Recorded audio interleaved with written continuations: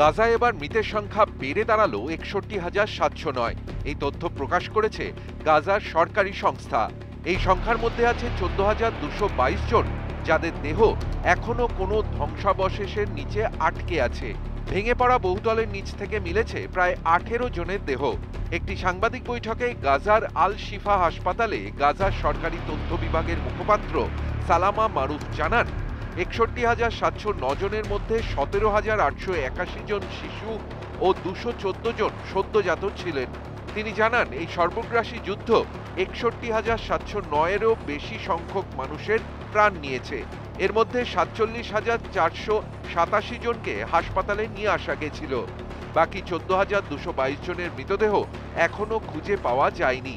একই সঙ্গে তিনি জানান, এই যুদ্ধে আহতের সংখ্যা ১,১১,৫৮৮ থেকেও বেশি।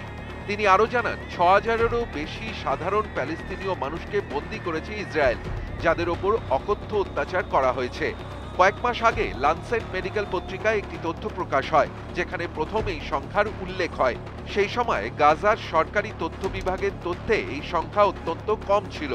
ফের একবার এই বিভাগের তরফে মৃতের সংখ্যা ঘোষণা করা হলো, যা লানসেট পত্রিকার তথ্যের সঙ্গে মিলে যায়। গত প্রায় ৪২ দিন ধরে গাজায় যুদ্ধবিরতি চলছে, তবে এর মধ্যেও বিভিন্ন দিক থেকে উঠে আসছে ইসরায়েলি হানার খবর।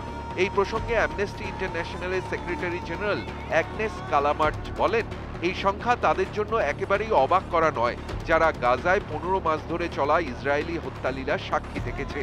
এর আগে এর থেকে কম যে সংখ্যা গাজার সরকারি তরফে ঘোষণা হয়েছিল, তাতেই কেঁপে উঠেছিল গোটা বিশ্ব।